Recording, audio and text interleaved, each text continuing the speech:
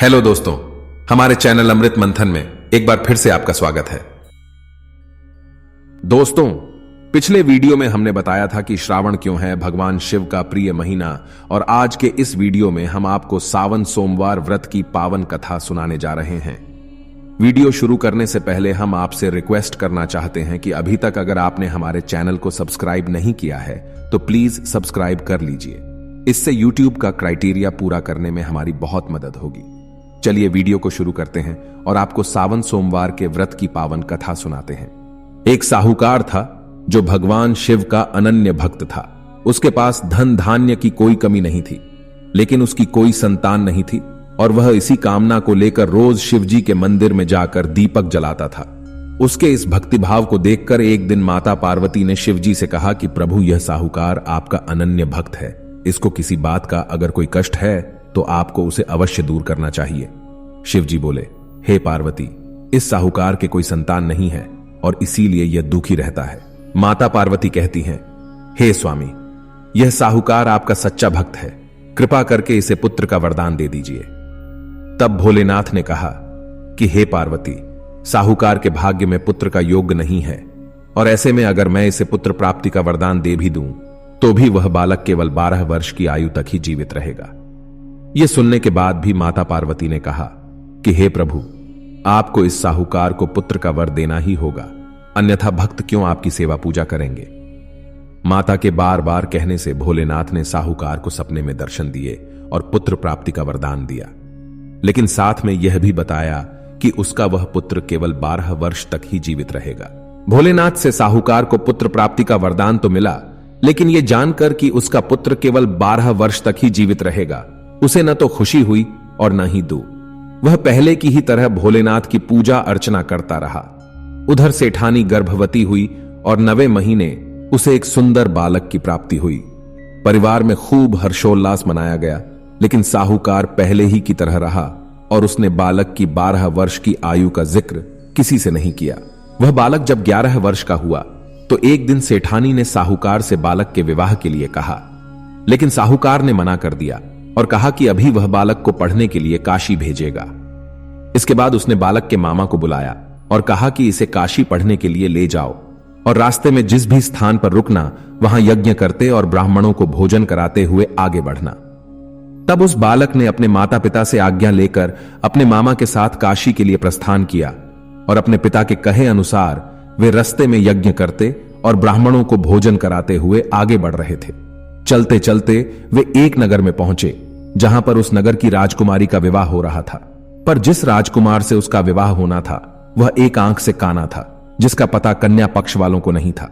उस राजकुमार के पिता ने जब अति सुंदर साहूकार के उस बेटे को देखा तो उनके मन में आया कि क्यों ना इसे ही घोड़ी पर बिठाकर शादी के सारे कार्य संपन्न करा लिए जाएं। यह सोचकर उन्होंने उस बालक के मामा से बात की और कहा कि इसके बदले में वह उन्हें अथाह धन देंगे, तो वह भी राजी हो गए। इसके बाद साहूकार का बेटा विवाह की बेदी पर बैठा और जब विवाह कार्य संपन्न हो गए तो जाने से पहले उसने राजकुमारी की चुनरी के पल्ले पर चुपके से लिख दिया कि तेरा विवाह तो मेरे साथ हुआ है, लेकिन जिस राजकुमार के साथ तुम्हें भेजेंगे वह तो एक आंख से काना है। इसके बाद वह अपने मामा के साथ काशी के लिए चला गया। उधर जब राजकुमारी ने अपनी चुनरी पर यह लिखा हुआ पाया तो उसने राजकुमार के साथ जाने से मना कर दिया और राजा ने भी अपनी पुत्री को बारात के साथ विदा नहीं किया। बारात वापस लौट गई और उधर मामा भांजा भी काशी पहुंच गए। एक दिन जब मामा ने यज्ञ रचा रखा था और भांजा बहुत देर तक बाहर नहीं आया तो मामा ने अंदर जाकर देखा तो पाया कि भांजे के प्राण निकल चुके थे। वह बहुत परेशान हुआ, लेकिन उसने सोचा कि अगर अभी रोना पीटना मचाया तो ब्राह्मण चले जाएंगे और यज्ञ का कार्य भी अधूरा रह जाएगा। जब यज्ञ संपन्न हुआ तो मामा ने रोना पीटना शुरू किया। उसका रुदन माता पार्वती के कर्णों तक भी पहुंचा तो माता ने शिवजी से पूछा, हे प्रभु, ये कौन रो रहा है। तभी उन्हें पता चलता है कि यह तो भोलेनाथ के आशीर्वाद से जन्मा साहूकार का वही पुत्र है। तब माता पार्वती भोलेनाथ से कहती हैं कि हे स्वामी, कृपा करके इसे जीवित कर दें, अन्यथा जब यह समाचार इस बालक के माता पिता को मिलेगा तो रोते रोते उनके प्राण निकल जाएंगे। तब भोलेनाथ ने कहा कि हे पार्वती, इसकी आयु इतनी ही थी सो वह भोग चुका।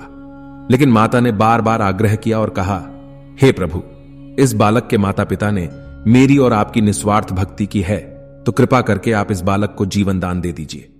मां के बार बार आग्रह करने पर भोलेनाथ ने उसे जीवित कर दिया। बालक ओम नमो शिवाय का जाप करते हुए जी उठा और मामा भांजे दोनों ने ईश्वर को धन्यवाद दिया और अपनी नगरी की ओर लौट गए। रास्ते में वही नगर पड़ा जहां उसका विवाह हुआ था और राजकुमारी ने उन्हें पहचान लिया।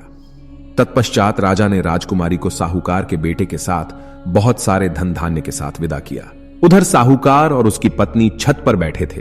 उन्होंने यह प्रण कर रखा था कि यदि उनका पुत्र सकुशल न लौटा तो वह छत से कूदकर अपने प्राण त्याग देंगे।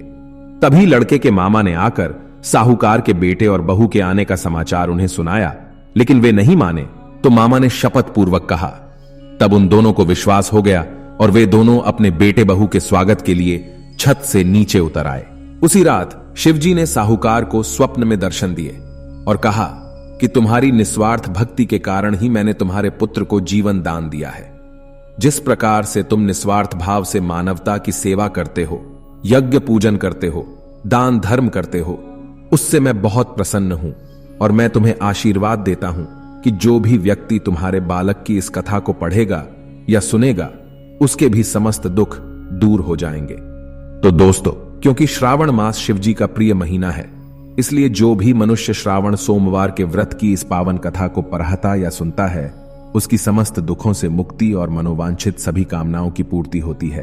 तो बोलिए भगवान भोलेनाथ की जय, माता पार्वती की जय, अपने अपने गुरु महाराज की जय।